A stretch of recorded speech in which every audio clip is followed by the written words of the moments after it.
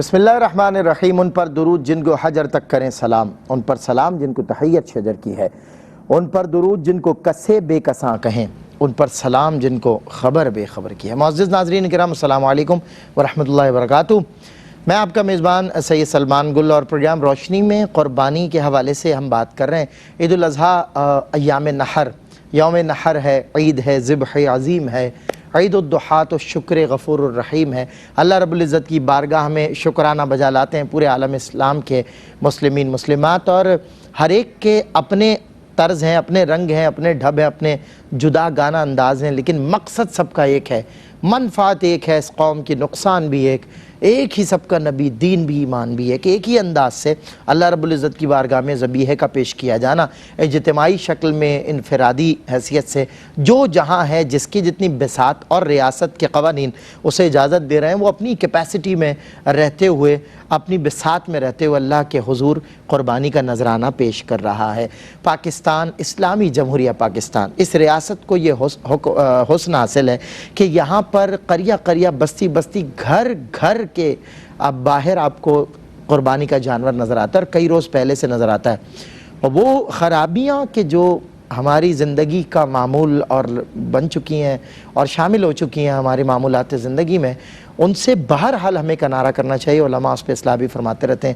ہم نے کل اور پرسوں کے پروگرام میں اس کاز کو سمجھنے کی کوشش کی ہے، کیونکہ اللہ رب العزت دور جاہلیت میں جب قربانی کا فلسفہ تھا، ذبیحوں کا قربان کیا جانا بتوں کے نام پر، اور خون بھینٹ چڑھانا تو گوشت بھینٹ چڑھانا، اللہ نے یہ کانسیپٹ، یہ فلسفہ کلیئر کر دیا اپنی کتاب میں، اور فرمایا، قرآن پاک فرقان حمید میں ارشاد ہوا کہ نہ اس کا گوشت ہم تک پہنچے، نہ اس کا خون ہم تک پہنچے، بس آپ کی نیت اور آپ کا جذبہ وہ رب تعالیٰ کے حضور پیش ہوگا۔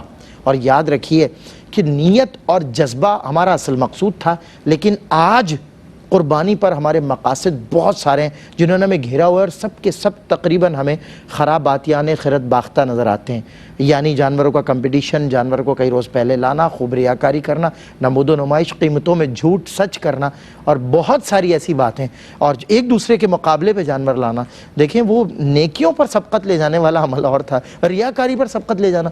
بہرحال یہ تمام تر معاشرتی جو برائیاں ہیں، ان سے ہمیں اصلاحی پیغامات ملتے ہیں علماء کرام کی زبانی۔ جب ہم پروگرام کرتے ہیں، سوالات کرتے ہیں، تو ہمیں سمجھ آتی ہے کہ اللہ ہم سے کیا کہہ رہا ہے اور ہم دراصل کیا کر رہے ہیں۔ یعنی اللہ ہم سے قربانی کا جو حکم جس انداز سے پیش کر رہا ہے، جو فلسفہ اسلام پیش کر رہا ہے، ہم اس سے بالکل ہٹ کر پتہ نہیں کون سی قربانی کر رہے ہیں۔ تو اس لیے ذرا آج ہمیں اس کو سمجھنے کی ضرورت ہے۔ میں مفتی احسن نوید نیازی صاحب، جناب مفتی احمد سعید نورانی صاحب، ملک پاکستان کے بہترین علماء، ماشاءاللہ، ان کا خیر مقدم کرتا ہوں، اور آغاز کر رہا ہوں مفتی احسن نوید نیازی صاحب سے۔ حضور قبلہ، قربانی کی فرضیت کے حوالے سے دین متین ہمیں کیا پیغام دیتا ہے اور کیا حکم آیا ہے اس حوالے سے؟ بسم اللہ الرحمن الرحیم، صلی اللہ علیہ حبیبی سیدنا و مولانا محمد وعلی آلہ وصحبہ بارک وسلم۔ ہمارے فقہ حنفی کی روح سے قربانی کرنا واجب ہے۔ اچھا، فرض کبھی واجب کے معنی میں بھی استعمال ہوتا ہے، ویسے تو فرض اور واجب میں فرق ہے اصطلاحی اعتبار سے، لیکن واجب کو کبھی فرض کے معنی میں واجب کا لفظ بولا جاتا ہے، کبھی جو ہے واجب کے معنی میں فرض کا لفظ بھی استعمال کر دیا جاتا ہے۔ تو قربانی ہماری فقہ حنفی کے روح سے واجب ہے، اور اس پہ بہت سارے دلائل ہیں۔ قرآن مجید فرقان حمید سے بھی ثابت ہے، حدیث کریمہ سے بھی ثابت ہے۔ قرآن مجید فرقان حمید سورہ کوثر، فصلی لربک وانحر، اپنے رب کے حضور نماز پڑھو اور قربانی کرو، چونکہ یہ امر دیا گیا ہے، حکم دیا گیا ہے، اور جو ہمارے ہاں یہ قاعدہ اور ضابطہ ہے، شریعت کا، اصول فقہ کا قاعدہ ہے کہ الامر یفید الوجوب، کہ جب امر جو ہے وہ قرائن سے خالی ہو تو مطلق امر ہو وہ فائدہ دیتا ہے وجوب کا۔ تو اس آیت سے پتہ چلتا ہے کہ قربانی کرنا واجب ہے۔ اچھا، یہ جو ونہر ہے، اس ونہر کی تفسیر میں دیگر اقوال بھی موجود ہیں۔ یہ بھی ایک قول ہے کہ ہاں ونہر سے مراد قربانی ہے، ایک قول یہ ہے کہ ونہر سے مراد سینے پر ہاتھ باندھنا ہے، ایک قول یہ ہے کہ ونہر سے مراد استقبال قبلہ ہے۔ اچھا، لیکن قربانی پر محمول کرنا اولا ہے۔ اس کی وجہ یہ ہے کہ سینے پر ہاتھ باندھنا اور استقبال قبلہ، یہ دونوں چیزیں نماز میں پائی جاتی ہیں، اور نماز کا حکم پیچھے ہو چکا، نماز پڑھی جا چکی، ایک فعل کامل طور پر ہو چکا ہے۔ اگر یہ دو قول لیں گے تو مطلب یہ ہوا کہ ایک فعل کامل ہو چکا، اس کے بعد پھر الگ سے ان کا حکم دیا جا رہا ہے۔ تو جو ہے وہ یہ بات تو سمجھ سے باہر ہے. تو لہذا درست بات اور مضبوط بات یہی ہے کہ نماز الگ ہے اور ون ہر میں جو بات ہے وہ نماز کی نہیں ہو رہی بلکہ وہ الگ بات ہو رہی, وہ قربانی کی بات. بالکل ٹھیک ہے. تو اسے اور یہ کئی ائمہ سے منقول بھی ہے, خود حضرت عبداللہ بن عباس سے منقول ہے, امام عطا سے, امام مجاہد سے, کئی ائمہ دین سے منقول بھی ہے کہ ون ہر سے مراد قربانی ہی ہے. یعنی تفسیر کے اندر بھی یہ قول موجود ہے. تو یہیں سے ائمہ حنفیہ جو ہے ایک تو اس آیت سے اخذ کرتے ہیں کہ قربانی واجب ہے, دوسرا مسند احمد بن حنبل کی حدیث مبارک ہے کہ حضور جان عالم صلی اللہ تعالی علیہ وآلہ وسلم نے ارشاد فرمایا, من وجد ساعة فلم يضحي فلا يقربن مصلانا, کہ جو جسے وسعت حاصل ہو, استطاعت ہو, اس کے باوجود قربانی نہ کرے تو ہمارے مصلے کے قریب نہ آئے, یعنی ہماری عیدگاہ کے قریب نہ آئے. اتنی ناپسندیدگی, اتنی شدت. بالکل یہ وعید, اور جو اس طرح کی وعید ہے یہ یقیناً ایسی ہی بات پہ فرمائی جا سکتی ہے کہ جو کم از کم واجب ہو, فرض ہو یا واجب ہو, اسی کے لیے یہ وعید ارشاد فرمائی جا سکتی ہے. بالکل صحیح. اچھا واجب میں آپ نے فرمایا, یوں تو فرض واجب میں یہ فرق ہے کہ شدت کی کمی حکم کے, لیکن کہیں کہیں واجب فرض کا انکار کفر ہوتا ہے اور واجب کا انکار کفر نہیں ہوتا, گناہ ہوتا ہے. لیکن جب کچھ واجبات آپ نے فرمایا کہیں واجب کا حکم فرض کے مترادف بھی ہوتا ہے, وہ ویسے اصطلاحی تو فرق ہے اپنی جگہ پر, لیکن جو ہے وہ بولنے میں, بول چال میں کبھی ایک دوسرے پہ اطلاق کر دیا جاتا ہے. اچھا, واجب کو فرض کہہ دیا جاتا ہے, فرض کو واجب کہہ دیا جاتا ہے. ٹھیک ہے, اچھا یہ فرمایا وہ اپنی جگہ پر, بالکل ٹھیک ہے. تو بہرحال قربانی کرنا جو ہے یہ واجب ہے, اور اس کا وجوب جو ہے, لیکن وعید دیکھیں نا آپ نے جو وعید سنا دی, اس کا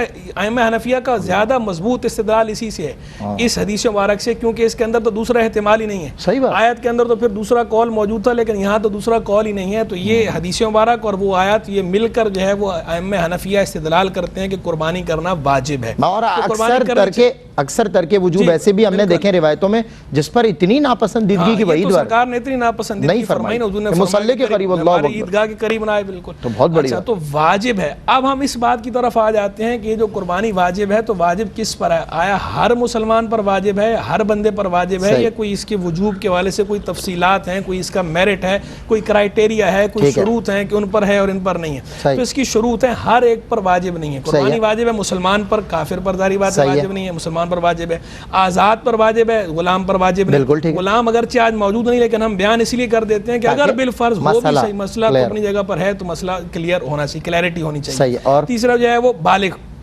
نابالغ کے بارے میں اختلاف ہے قربانی واجب ہے یا نہیں, لیکن اصح قول یہ ہے, زیادہ صحیح قول یہ ہے کہ قربانی نابالغ پر واجب نہیں.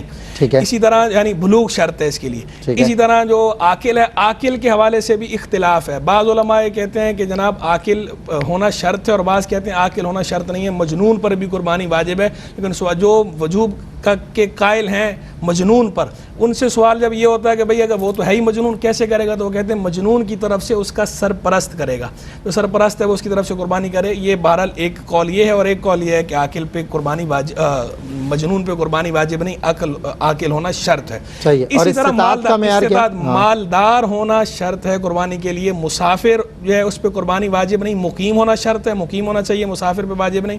اور یسار شرط ہے, یعنی مالدار ہونا, صاحب استطاعت ہونا, صاحب حیثیت ہونا شرط ہے.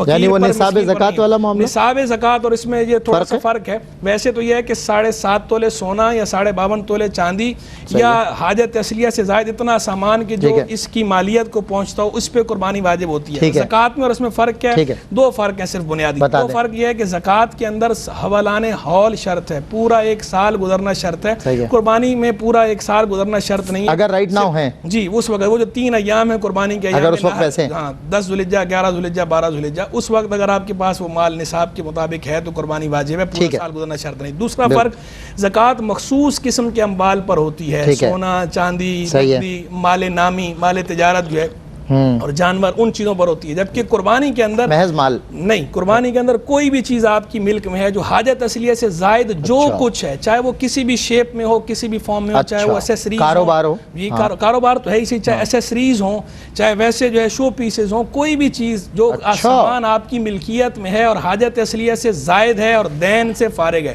وہ اگر نصاب کی مقدار کو پہنچتا ہو تو آپ کو کرنی پڑی, واجب ہے, بالکل کرنی ہے. اور 1 سے زائد پر قربانی واجب ہو تو 1 سے زائد. جو بہت سارے لوگ یہ سمجھتے ہیں نا کہ جناب گھر میں سے ایک بندے نے کر دی تو سب کی طرف سے ہو گئی, تو ایسا نہیں ہے.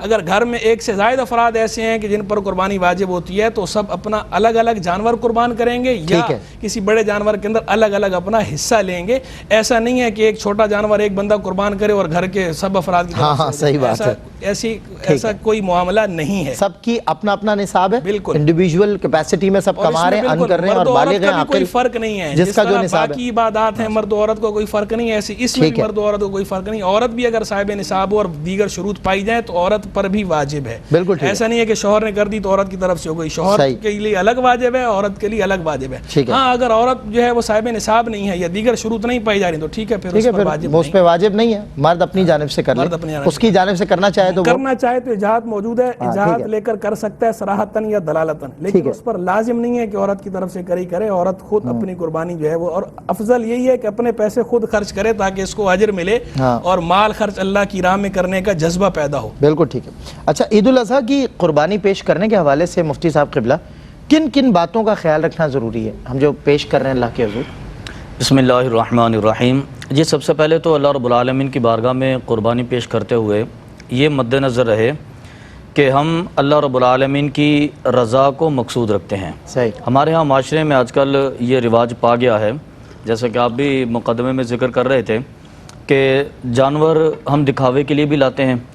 دوسروں سے, ہمارے ہمسائے کے پاس جانور کیسا ہے, ہمارا اس سے زیادہ اچھا ہونا چاہیے. ہمارے عزیز و اقارب میں کیسا ہے, پھر اس کی سیلفیاں, پھر اس کو سوشل میڈیا پر اپلوڈ کرنا. ان سارے مقاصد کو سائڈ پر کر کے بنیادی بات یہ ہے کہ قربانی میں اللہ رب العالمین کی رضا مقصود ہو. اور جب اللہ رب العالمین کی رضا مقصود ہو تو پھر اس کا یہ فائدہ ہوتا ہے کہ نبی کریم صلی اللہ علیہ وسلم نے جو ذکر کیا, ام المؤمنین حضرت عائشہ فرماتے ہیں کہ آقا علیہ الصلوۃ والسلام نے فرمایا کہ قربانی کے جانور کے خون کے پہلے قطرے کے زمین پر گرنے سے پہلے اللہ رب العالمین اس بندے کے نامہ اعمال سے تمام برائیوں کو مٹا دیتا ہے.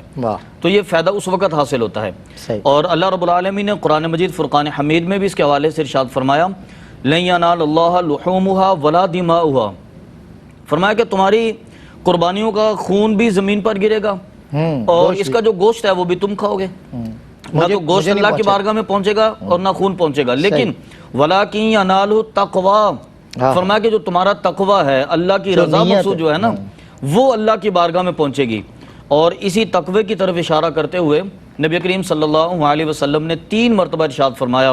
آپ نے فرمایا التقوی ہا ہونا, التقوی ہا ہونا, التقوی.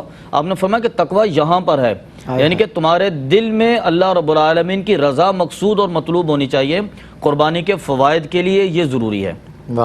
پھر دوسرے نمبر پر یہ بھی ہے کہ قربانی کرتے ہوئے حضرت ابراہیم علیہ الصلوۃ والسلام کی سنت کا احیاء کرنا, اس کا خیال رکھا جائے کہ حضرت ابراہیم علیہ الصلوۃ والسلام کی سنت کو تازہ کرنے کے لیے اس کے اندر مقصود یہ ہے کہ ایک تو ہم حضرت ابراہیم علیہ السلام کی سنت کو تازہ کرتے ہیں, جانور ذبح کرتے ہیں, اور دوسرے نمبر پر ہر سال جانور کا خون بہا کر ہم یہ تجدید عہد کرتے ہیں کہ اے رب ذوالجلال, تیرے انبیاء کرام کی سنت کو زندہ رکھنے کے لیے جیسے ہم جانور کا خون بہاتے ہیں, اسی طرح تیرے انبیاء کے لائے ہوئے دین پر کبھی ضرورت پیش آئی تو ہم اپنا خون دے کر بھی اس کی بقا کے لیے خدمت سر انجام دیں گے. بڑی بات, بہت. تو یہ کوشش اس کے اندر کی جاتی ہے, ایک جذبہ ہے اور تجدید عہد ہے اللہ رب العالمین کی بارگاہ میں.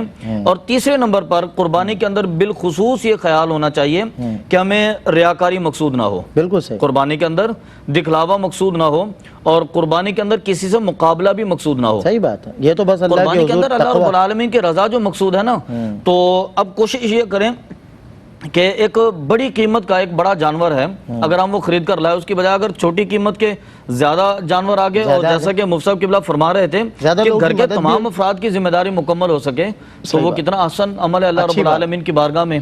تو نبی کریم صلی اللہ علیہ وسلم نے فرمایا کہ یہ جانور جسے تم اللہ کی رضا کے لیے قربان کرتے ہو, کل بروز قیامت یہ اپنے سینگوں کے ساتھ, اپنے بالوں کے ساتھ, اپنے پورے جسم کے ساتھ آئے گا اور اس بندے کو اپنے اوپر سوار کروا کے پل صراط سے گزارے گا. اندازہ فرمائیں قربانی کی یہ فضیلت اس وقت حاصل ہوگی جب اللہ کی رضا مقصود ہو اور دکھاوا مقصود نہ ہو. کیا بات ہے. ایک وقفہ ناظرین, اگر ہم وقفے کے بعد انشاءاللہ مزید قربانی کے حوالے سے اصلاح حاصل کریں گے علماء سے. ویلکم بیک ناظرین, آپ کا خیر مقدم ہے. قربانی کے موضوع پر ہم بات کر رہے ہیں پروگرام روشنی میں. مفتی حسن نوید نیازی صاحب, مفتی احمد سعید نورانی صاحب ہمارے مہمان ہیں اور خوبصورت کلام جاری ہے. قبلہ صاحب مجھے بتائیے, ہمارے سلف صالحین اور صحابہ اکرام رضی اللہ تعالی عنہم اجمعین اور ہمارے اہل بیت اطہار, ان کے طرز قربانی اور ان کا جذبہ قربانی کیا تھا؟ پھر ظاہر ہے سبحان اللہ, آپ نے فرمایا تھا پروگرام میں کہ سوال صحابہ نے کیا تھا نا کہ قربانیاں کیا ہیں. جی سبحان اللہ. صحابہ کرام علیہم رضوان ہوں، اہل بیت اطہار علیہم رضوان ہوں، یا سلف صالحین ہوں رحمہم اللہ، یہ سارے ہی جو ہے وہ اسلام کے ہیروز ہیں، اور یہ سب جو ہے یہ اسلام کے رول ماڈلز ہیں۔ یہ سارے وہ سب سے پہلا رول ماڈل ہے حضور جان عالم صلی اللہ تعالی علیہ وآلہ وسلم کی ذات ستودہ صفات۔ آپ کے بعد یہ سب جو ہے وہ آپ کی بارگاہ سے انوار لے لے کے مختلف تجلیات ہیں پیارے آقا و مولا علیہ الصلوۃ والسلام کی، کسی میں کوئی تجلی ہے، کسی میں کوئی تجلی ہے، کسی میں کوئی تجلی ہے۔ اچھا ان سب میں کہتے ہیں وہ کمپٹیشن نہیں، کمپٹیشن ہے نا عشق مصطفیٰ والا، بالکل سارے جو ہے میں حضور کو زیادہ دیکھ لوں، میں زیادہ تابعداری اور نیکیوں کا بھی ہے، قرآن کا حکم ہے فاستبقوا الخیرات، نیکیوں میں ایک دوسرے سے مسابقت کرو، مقابلہ کرو، آگے بڑھنے کی کوشش کرو۔ اور صحابہ کرام کی زندگی تو ہمیں نظر آتی اسی طرح ہے کہ وہ ایک دوسرے سے آگے بڑھنے کی کوشش کرتے تھے، عشق مصطفیٰ میں، محبت خدا میں، نیکیوں کے معاملے میں، اللہ کی رضا حاصل کرنے کے معاملے میں آگے تھے۔ تو ان تمام حضرات نے ہر سطح پر قربانیاں دی ہیں اور ہر طرح کی قربانیاں دی ہیں۔ ان کے جذبہ قربانی کو ہم سلام پیش کرتے ہیں۔ دیکھیں قربانیاں الگ الگ ان نے جو دی ہیں، ان قربانیوں کی ہم نوعیت کو دیکھیں۔ ایک ہے جسمانی قربانی، ایک ہے جانی قربانی، ایک ہے مالی قربانی، ایک ہے اپنے وطن کی گھر بار کی قربانی، ایک ہے اہل و عیال کی قربانی، پھر تشدد جو ہے، ایک ہے فزیکل ٹارچر اور ایک ہے مینٹل ٹارچر۔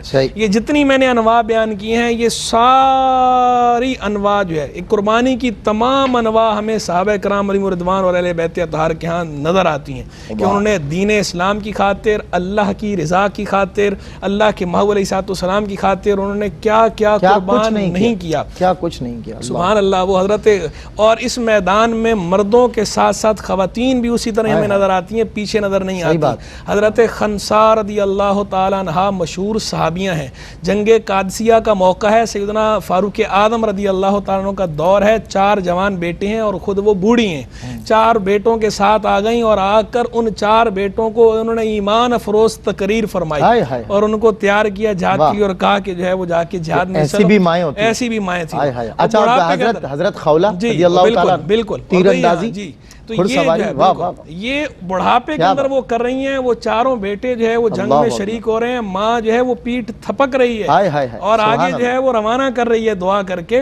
وہ وہاں گئے، 4 کے 4 شہید ہو گئے، اور جب یہ خبر انہیں مل رہی ہے تو اس پر آگے سے وہ کہتی کیا ہے، بجائے کوئی شکوہ شکایت کیا کرنا تھا وہاں تو وہ گزر ہی نہیں شکوہ شکایت کا۔ عشق میں شکوہ حرام ہے، عشق میں شکوہ کفر ہے، ہر التجا حرام، ہر التجا حرام، جو وہ یہ عارفانہ بات ہے، بالکل یہ عارفانہ بات ہے، اور وہ انہوں نے تو اپنی زندگیوں سے ثابت کر دیا۔ کیا انہوں نے فرمایا تمام تعریفیں اس اللہ کے لیے ہیں جس نے مجھے شرف عطا فرمایا ان بیٹوں کی شہادت کا، اور مجھے اپنے رب سے یہ امید ہے کہ مجھے اور انہیں رحمت کے ٹھکانے میں جمع فرمائے گا۔ کیا اس ماں کا جذبہ قربانی ہے اور کیا ان بچوں کا جذبہ قربانی ہے۔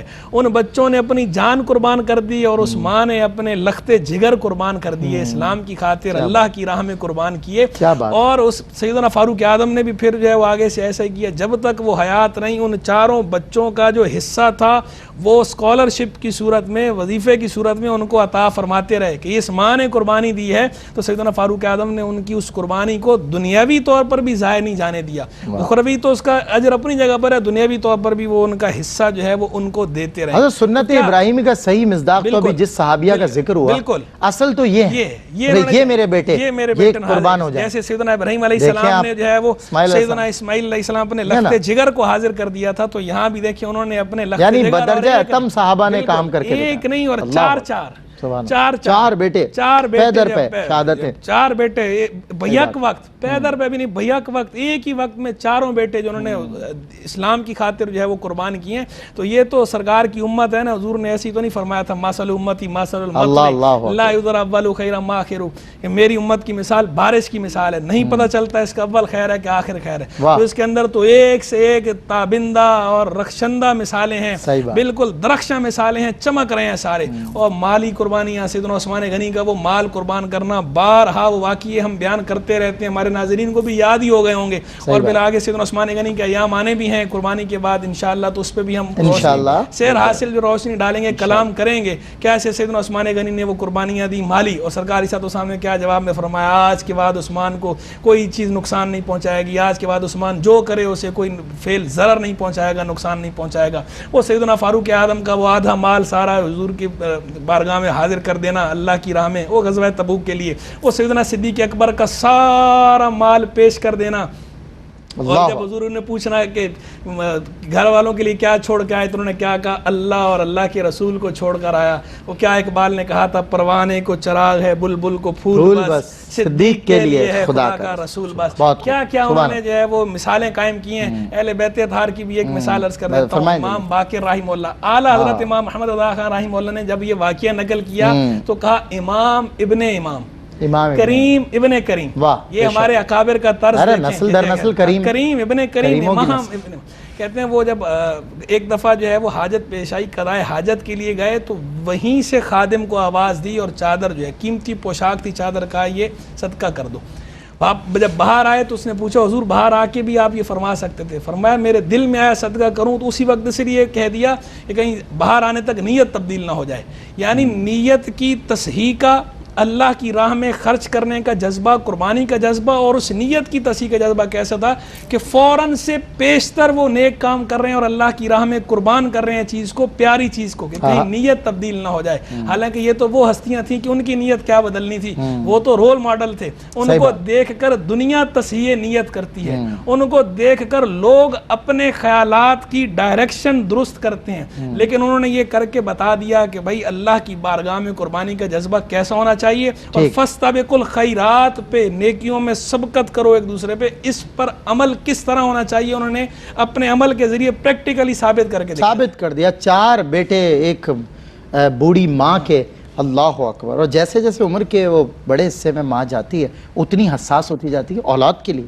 اور اولاد کی اتنی فکر اسے لاحق ہوتی ہے۔ وہ ہم نے ایسی ماؤں کے ذکر پڑھے ہیں جو برہنہ پا چل پڑی کہاں کہاں تک اپنی اولاد کی تلاش میں، عمر کیا ہے، بالکل اعصاب کمزور ہیں، لاغر ہے، مگر چلتی چلی جا رہی ہے، میرا بیٹا نہیں مل رہا ہے، اور یہاں تو بیٹے کو بیٹا ملا ہوا ہے، بیٹوں کو لے کر آ رہی ہیں، یہ میرے 4 جوان، یہ تو ہیں ہی اللہ کے راستے میں قربان ہونے کے لیے، یہ میں نے پالے پوسے اللہ کے لیے ہیں، اسی کی دی، حق تو یہ ہے کہ حق ادا نہ ہو۔ اور اس کا دیکھیں، میں سنت ابراہیمی کا صحیح مصداق، یہ سلف اور صالحین صحابہ اکرام اہل بیت اطہار کو دیکھ رہا ہوں، جس طرح آپ ارشاد فرما رہے ہیں، امام باقر کا آپ نے ذکر کیا، جب وہ ایک خاتون صحابیہ کا ذکر ہوا تو مجھے حضرت خولہ رضی اللہ تعالیٰ عنہ کا ایک اذکار، کیا تیر اندازی، کیا شی واز ویری بریو، یعنی ایسی نڈر خاتون، آج تو ظاہر ہے ایسی مثال ہی نہیں ملتی، نہیں نڈر بہادر خاتون، اور خیر مثالیں ملتی ہیں، وہ جو کفر سے ایک مسلمان عورت، ہاں ام عمارہ، آپ دیکھیے کیسی کیسی مثال آج، اور آج بھی ایسی مثال، ایسی بات مسلمان ہو نا، پوٹینشل نظر آتا ہے، ثابت قدمی نظر آتی ہے، اور وہ ایک اکیلی تنہا عورت اپنا دفاع کرتی ہے 50 100 سینکڑوں کفار کے سامنے، ایسی مثالیں ابھی آپ کو حالیہ دیکھنے میں آئیں۔ الحمدللہ وہ مومن ہو تو بے تیغ بھی لڑتا ہے سپاہی، یاد رکھیے گا۔ اللہ رب العزت، میں حضرت خولہ کو جب میں نے پڑھا تو میرا تو کیا میری کیفیت بن گئی کہ ان کی تیر اندازی، ان کی گھڑ سواری، ان کا جنگوں میں لڑنا، اور پھر پابندی نماز کا معاملہ، یعنی گھڑ سواری کے دوران اتر کے نماز پڑھ رہی ہیں، جنگ کے دوران نماز پڑھ، اللہ اکبر۔ ایسی بھی یہ خواتین جنہوں نے خود کو قربانی کے لیے پیش کیا، اپنی اولاد کو قربانی کے لیے پیش کیا، یہ اصل قربانی کے فلسفے تک پہنچی ہیں، اصل معنویت اور حقیقت تک پہنچی ہیں، اور ہم کون سی قربانی کر رہے ہیں، ذرا غور کرنے کی ضرورت۔ میں حضرت سے کوئی بھی عمل اگر رب کے حضور پیش کیا جائے تو قرآن لن تنالوا البر ایک آیت سے ہمیں جو ہے رہنمائی فراہم کرتا ہے، اس آیت کی روشنی میں اور تناظر میں میں سمجھنا چاہتا ہوں کسی بھی عمل کا پیش کیا جانا اور اللہ کا یہ حکم۔ ماشاءاللہ آپ نے اس آیت مبارکہ کو قربانی کے تناظر میں لا کر بڑا خوبصورت سوال کیا ہے۔ لن تنالوا البر حتی تنفقوا مما تحبون، فرمایا کہ تم نیکی تک تب تک نہیں پہنچ سکتے جب تک اپنی محبوب چیز اللہ کی بارگاہ میں قربان نہ کرو۔ اللہ اکبر۔ تو جس چیز کے ساتھ محبت ہو وہ اللہ کی بارگاہ میں دی جائے، ضرورت سے زائد چیز اگرچہ صدقے کا اجر رکھتی ہے، لیکن فرمایا کہ جس سے محبت ہو اور جب تمہاری ضرورت بھی ہو تب اس کو اللہ کی بارگاہ میں پیش کیا جائے، اس کا کمال اپنی جگہ پر موجود ہے۔ تو یہ قربانی کے باب سے مناسبت کے حوالے سے میں 2 چیزیں عرض کروں گا۔ مسلم شریف نے بھی، بخاری شریف نے بھی اس کو ذکر کیا، قرآن پاک کی تفسیر خازن میں بھی اس کا ذکر آیا ہے۔ ٹھیک ہے۔ نبی کریم صلی اللہ علیہ وسلم کے صحابی تھے حضرت ابو طلحہ انصاری، مدینہ شریف میں تھے، اور مدینہ کا سب سے خوبصورت اور پھل دینے والا باغ ان کی ملکیت میں تھا۔ جب اللہ رب العالمین جل جلالہ نے قرآن مجید فرقان حمید کی یہ آیت مبارکہ نازل فرمائی تو حضرت ابو طلحہ حضور کی بارگاہ میں حاضر ہوئے اور عرض کرتے ہیں کہ یا رسول اللہ صلی اللہ علیہ وسلم مجھے اپنے مالوں میں سے سب سے محبوب اور قیمتی مال جو ہے وہ یہی لگتا ہے، فلہذا میں یہ آپ کی بارگاہ میں پیش کرتا ہوں، اللہ کی بارگاہ میں صدقہ کر دیجئے۔ اللہ اکبر۔ تو نبی کریم صلی اللہ علیہ وسلم نے اشارہ فرمایا کہ اس کو اپنے رشتہ داروں پر صدقہ کر دو۔ ایک دوسرے نمبر پر یہ ہے کہ نبی کریم صلی اللہ علیہ وسلم کے بارگاہ میں ایک دوسرا اس کا واقعہ ملتا ہے کہ جب یہ آیت مبارکہ نازل ہوئی تو حضرت زید بن حارثہ نبی کریم صلی اللہ علیہ وسلم کی بارگاہ میں آئے اور ایک خوبصورت طاقتور گھوڑا ان کے پاس تھا۔ عرض کی حضور اس آیت مبارکہ کے تناظر میں میں دیکھتا ہوں کہ مجھے یہ گھوڑا بہت محبوب ہے، اس سے بڑی محبت کرتا ہوں، تو میں آپ کی بارگاہ میں پیش کرتا ہوں، اسے اللہ کی بارگاہ میں قربان کر دیجئے، اللہ کی بارگاہ میں صدقہ کر دیجئے۔ تو نبی کریم صلی اللہ علیہ وسلم نے ان سے لے کر ان کے صاحبزادے حضرت اسامہ کو دے دیا۔ اللہ اکبر۔ تو انہوں نے عرض کی حضور میں نے تو یہ اللہ کے نام پر دیا ہے، آپ نے فرمایا کہ وہ اللہ نے قبول کر لیا اور یہ صدقہ بھی ہو گیا۔ ہائے ہائے ہائے، حضرت میں اس کو کنٹینیو کرتا ہوں، بڑی خوبصورت بات آپ نے فرمائی، وہ اللہ نے قبول کر لیا اور صدقہ بھی ہو گیا۔ بریک کے بعد انشاءاللہ۔ خوش آمدید ناظرین، آپ کا خیر مقدم ایک مرتبہ پھر، اور ابھی قربانی کی بات ہو رہی، قربانی قربانی قربانی، اللہ کو پیاری ہے قربانی، اور قربانی کے تصور کو سمجھنے کی ضرورت، اس فلسفے کو، اس کی حقیقت، اس کی معنویت، اس کے اندر بڑی وسعت ہے۔ یہ قربانی کا جو دائرہ ہے، اس جذبے کے دائرے میں اگر کوئی آ جاتا ہے تو پھر وہ خود کو رب کے سپرد کر دیتا ہے۔ وہ کہتا ہے یا اللہ تیری رضا پر میرا سر تسلیم خم ہے، جو تو چاہے، جتنا تو چاہے، جیسا تو چاہے، بندہ حاضر ہے۔ اللہ اکبر۔ تو یہ اس فلسفے کو سمجھنے کی ضرورت ہے۔ حفیظ زمانہ قربانی میں صرف یہی نہیں ہے، باقی سب کچھ ہے۔ تو اس لیے ہم کوشش یہ کر رہے ہیں، جو کیمپین ہم نے چلائی ہے، کہ قربانی میں صرف وہ آ جائے جو قربانی کی حقیقت ہے، جو اس کی اصلیت ہے، اور یہ جتنی نقلیتیں آ گئی ہیں اور جتنی یہ خرابیاں آ گئی ہیں انہیں دور کیا جائے۔ حضرت ارشاد فرما رہے تھے بریک سے پہلے کہ اللہ کی بارگاہ میں بھی قبول ہو گیا اور صدقے کا صدقہ بھی ہو گیا۔ آگے فرمائیں ارشاد۔ جی، جیسا کہ جب یہ آیت مبارکہ نازل ہوئی نا کہ اپنی محبوب چیز اللہ کی بارگاہ میں صدقہ کرنی ہے، تو حضرت زید بن حارثہ نے وہ اپنا گھوڑا حضور کی بارگاہ میں پیش کیا، تو نبی کریم صلی اللہ علیہ وسلم نے ان کے صاحبزادے کو دے دیا، اور اس کی حضور میں نے تو صدقہ کیا تھا، فرمایا کہ وہ اللہ کی بارگاہ میں قبول ہو گیا اور یہاں پر صدقہ بھی کر دیا گیا۔ اور دیکھیں وہ مالک کونین ہیں، پاس کچھ رکھتے نہیں، بے شک دو جہاں کی کنجیاں ہیں ان کے خالی ہاتھ میں۔ ہائے ہائے ہائے۔ اب وہاں پر یہ اندازہ فرمائے، یہ جو میں نے دو مثالیں ذکر کی ہیں، دونوں میں آپ دیکھیے کہ اللہ رب العالمین کی بارگاہ میں پیش بھی کیا ہے اور نبی کریم صلی اللہ علیہ وسلم نے انہی کے رشتہ داروں میں تقسیم بھی کیا ہے۔ اگر آپ قربانی کے باب میں آتے ہیں تو قربانی کا باب میں بعین ہی وہی جذبہ، وہی فلسفہ آپ کو ملتا ہے۔ صحیح۔ قربانی اللہ رب العالمین کے رضا کے لیے ہوتی ہے، فرما دیا کہ لن ینال اللہ لحومها ولا دماؤها ولکن ینالہ التقوی، کہ تمہارا تقوی جو قلب کے اندر ذوق تھا، شوق تھا، جذبہ تھا، وہ اللہ کی بارگاہ میں پہنچ گیا۔ اب یہ گوشت اور یہ خون یہ یہیں زمین پر رہے گا۔ اب اللہ رب العالمین کے حبیب نے اپنے عمل سے لوگوں کو بتا دیا، فرمایا کہ اس کے 3 حصے کر لو، ایک حصہ گوشت کا اپنے کھانے کے لیے رکھ لو، ایک حصہ اپنے رشتہ داروں میں تقسیم کر دو، اور ایک حصہ غربا، فقراء، مساکین کے لیے۔ صحیح بات۔ اور یہ جو آپ نے ہا ہونا کہا ہے نا، جی، فرشتے تو اس کے لیے آئیں گے، فرشتے کو اس کے لیے کہ جانور کے لیے تقوی تھوڑی ہونا، ہے، وہ تو آپ کے دل کے اندر دیکھیں گے کیا ہے، بس وہ لے جائیں گے، وہ صرف تقوی اللہ کی بارگاہ میں لے کے جائیں گے۔ صحیح بات۔ تو اب دیکھیے کہ وہاں پر اس باب میں یہ ذکر ہوا کہ صدقہ بھی کیا اور رشتہ داروں میں تقسیم کیا، قربانی میں بھی قربانی کی گئی اور رشتہ داروں میں تقسیم کی گئی۔ صحیح۔ یہ بالکل اسی کے ساتھ اس کی موافقت ہے اور اسی کے ساتھ یہ باب ملتا ہے۔ تو اس لیے قربانی کرنا اگر بہترین مقصد ہے تو اس انداز میں کہ اللہ رب العالمین کی رضا مقصود ہو، اور اللہ کی رضا مقصود کرتے پھر اس میں یہ نہ ہو کہ ہم بڑا جانور اس لیے خریدیں اور اس سے پہلے ڈیپ فریزر بھی ہمارا بڑا ہونا چاہیے تاکہ وہ اس کے اندر بھر لیا جائے، 2 مہینے 4 مہینے 6 مہینے ہمارا اس پہ کام چلتا رہے۔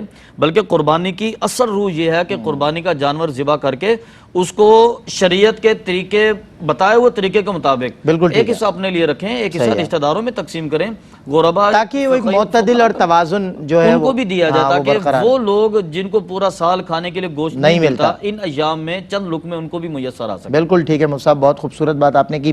گو کہ جب ایک صحابی رسول اور کھجوروں والا وہ واقعہ ہے، ان کا حضور میں ہی ہوں مکے میں سب سے غریب، تو ارشاد فرمایا کہ آپ جو ہے وہ اس کو سارا رکھ لیجئے، لیکن بات یہ ہے کہ آپ اچھی طرح جانتے ہیں کہ آپ کتنے غریب ہیں اور آپ کی استطاعت کتنی ہے، اور آپ، میں تو کہتا ہوں کہ پرکھنے کی غرض سے ہمیشہ اپنے نیچے دیکھیے اپنے سے. اب ہمارا پرابلم یہ ہے کہ ہم اپنے سے اوپر ہی دیکھ رہے ہیں بس. یار اس کی شان و شوکت دیکھیں, اس کا گھر دیکھیں, اور یہ گھر اور یہ شان و شوکت اگر ان چکروں میں الجھ گئے نا, ایک گنجلک زندگی ہے, یہ آپ کو سلجھنے نہیں دے گی, نہ آگے بڑھنے دے گی. کیونکہ آپ کا آگے بڑھنے کی تو آپ میں لگن رہی نہیں, آپ میں تو بس حرص رہ گئی کہ فلاں یہ فلاں وہ فلاں, اور اسی حرص کا مظاہرہ آپ قربانی کے موقع پہ کر رہے ہیں. یہ 3 دن کا کوئی علاقائی میلہ تھوڑی ہے کہ آپ آئے میلہ لگایا اور ایک دوسرے کے پیچھے جو ہے وہ بزد ہو گئے, نہیں جی میں اس سے بہتر کروں گا, یہ لایا اچھا چلے میں اس سے اچھا, یہ نہیں کریں. اور اس خدا را جی اس پر نبی کریم صلی اللہ علیہ وسلم کی یہ حدیث مبارکہ دیکھیے کہ آقا علیہ الصلوۃ والسلام نے ارشاد فرمایا کہ اگر تم نے دین میں کسی کا مقابلہ کرنا ہے تو اپنے سے اوپر والے کو دیکھو, اپنے سے اوپر والے, اور دنیا میں اگر مقابلہ کرنا تو پھر اپنے سے نیچے والے کو دیکھو. صحیح بات. اور یہ چونکہ دنیا میں مقابلہ کرنے کی اغراض نظر آتی ہیں تو اپنے سے نیچے والے کو دیکھیں. اور بات یہ ہے کہ آپ سال بھر اگر آپ اب بھی, ویسے تو خیر I am so sorry for that کہ میں جو کہہ رہا ہوں کہ اب اسلامی جمہوریہ پاکستان اور پاکستان میں مہنگائی کا طوفان اور ریاست کے مجبوریاں, ریاست میں بسنے والے بے بس ہو چکے ہیں. نہیں اب تو وہ دال کھا لیں بڑی بات ہے, تو گوشت کا تصور ہی محال ہے, ناممکنات میں سے. تو وہ بیچارہ جو کر رہا ہے قربانی وہ کوشش کرے گا کہ جی میں بھی, لیکن اس کوشش میں بدرجہ آپ صحابہ کرام کو, اہل بیت اطہار کو دیکھیں نا, وہ یتیم کو, اسیر کو, قیدی کو کھانا کھلا رہے ہیں, خود بھوکے ہیں, خود کچھ ہے ہی نہیں گھر میں, جو کچھ ہے وہ پیش کر دیا. تو آپ اندازہ لگائیں, یہ اس طرح آپ رب کو پا سکتے ہیں. اور یہ جو آزمائش ہے نا, یہ بھی فانی, زندگی بھی فانی ہے, اور یہ مدارات یہ سب کچھ فانی ہے. اصل وہ جو باقی زندگی ہے نا وہ اس کے حضور گزرے گی. تو وہاں کی تیاری ہمیں کرنی ہے, اور اس کی تیاری کے لیے بہترین 3 دن آئے یہ قربانی پیش کرنے کے. اور شکر کریں اللہ کا, یہ بھی شکر کریں کہ آپ اس وقت فی زمانہ ہم جو جتنے خطا کار لوگ ہیں, کمزور بے بس لوگ ہیں, ہمارا ایمان کتنا کمزور ہے, اگر ہم سے کہا جائے اپنے گلے اپنے سر پیش کیے جائیں, سوچیں کیا ہوگا ہمارا. تو اس وقت اللہ نے ہمیں آسانی دی ہے, اس آسانی کو ہم نے نہ جانے کن چکروں میں کر دیا ہے, گھیر کے رکھ دیا ہے. دنیا داری خرابیاں ان سے بچنا ہے, قربانی اللہ کے لیے, اور ہم بالکل اخلاص کے ساتھ یہ نیت کریں کہ ہمارا دل جو ہے, ہمارے دل کا جو جذبہ ہے وہ تقوی بن کر اللہ رب العزت کے حضور پیش ہو جائے. باقی جانور کے حلقوم پہ چھری جو چلے گی وہ اپنے نفس پہ چلتی ہوئی دکھائی دے تو بات ہے. مفتی حسن نوید نیازی صاحب, میں آپ سے یہ جاننا چاہتا ہوں کہ قربانی کے دنوں میں, یعنی ایام نحر عید کے ان 3 دنوں میں, کیا کوئی اور عمل, کوئی بھی عمل اس کا بدل ہو سکتا ہے قربانی کا؟ دیکھیں یہ بات تو احادیث طیبہ سے ثابت ہے کہ قربانی کے ایام میں فضیلت میں سب سے بڑھ کر یہ احراق الدم ہے, اراقۃ الدم ہے, خون بہانا ہے. اس عمل سے بڑھنا تو دور کی بات ہے, اس کے برابر کوئی عمل نہیں ہو سکتا. اور جائے کہ بدل ہونا تو ایک الگ بات ہے, بدل تو کوئی ہو ہی نہیں سکتا, یعنی ایکول بھی نہیں ہے. یہ تو آپ کہہ ہی نہیں سکتے کہ جناب قربانی نہیں کرتے اور قربانی کی جگہ ہم جو ہے غریبوں میں ویسے ہی صدقہ خیرات کر دیتے ہیں. اور بہت سارے لوگ یہ کہتے ہوئے نظر بھی آتے ہیں, وہ کہتے ہیں کہ جناب یہ آپ قربانی کریں گے, جانور لائیں گے, اتنی گندگی ہوگی, یہ ہوگا وہ ہوگا, جراثیم ہوں گے, جانور بھی آپ ذبح کریں گے, اور یہ تھوڑا سنگ دلی ہے اس کے اندر, اور یہ ہے وہ ہے, جانور پہ ظلم نہ ہو, تو آپ جو ہے کسی غریب کی مدد کر دیں.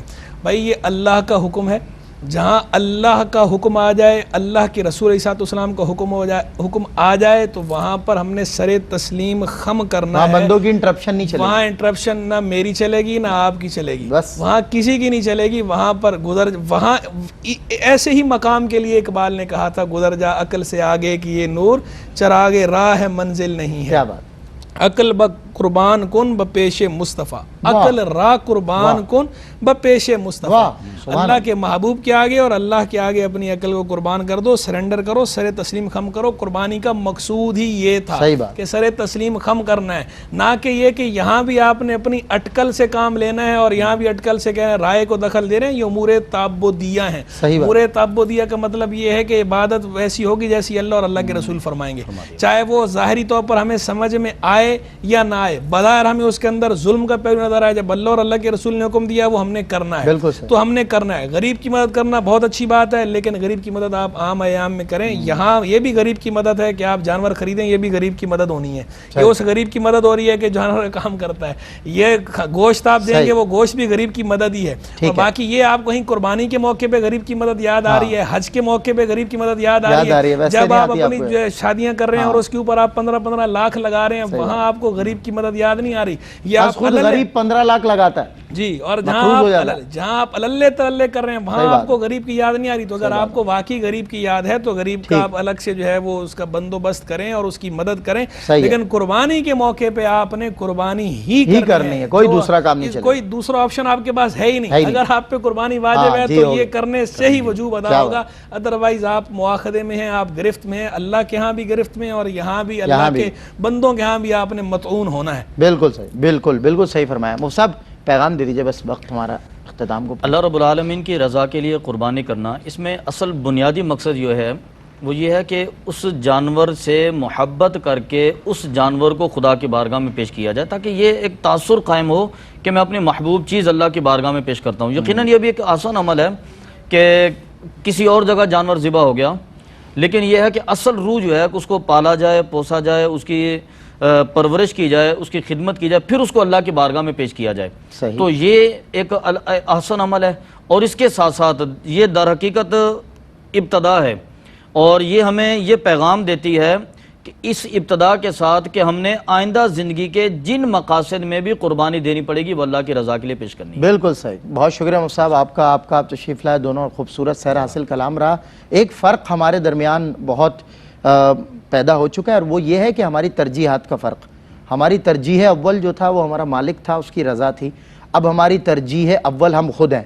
اس کی ابھی جو حضرت نے ارشاد فرمایا تو مجھے یہ بات یاد آئی کہ جب ہماری شادی کا معاملہ ہوتا ہے تو غریب سے غریب آدمی 10 اور 15 لاکھ روپے نہ جانے کہاں سے انتظام کر کے لاتا ہے, خرچ کر دیتا ہے. وہ کہتا ہے کہ جی میری کم از کم شادی اور مہمان اور عزت رہ جائے. اور جب یہاں رب کے حضور عزت دار ہونے کی باری ہوتی ہے, قربانی کا مرحلہ, اللہ تعالیٰ آپ کو عزتیں عطا فرماتا ہے, برکتیں عطا فرماتا ہے, اللہ آپ کے درجے بلند کرتا ہے, اور اللہ کے ہاں آپ جو ہے وہ نیکوکار سرخرو ہونا ہے. آپ نے اللہ کے ہاں سرخرو کا آپ کو احساس ہی نہیں, احساس نہیں. جب دنیا کے آگے سرخرو ہونا ہے تو آپ کا احساس یہ ہے کہ چاہے میں مقروض ہو جاؤں.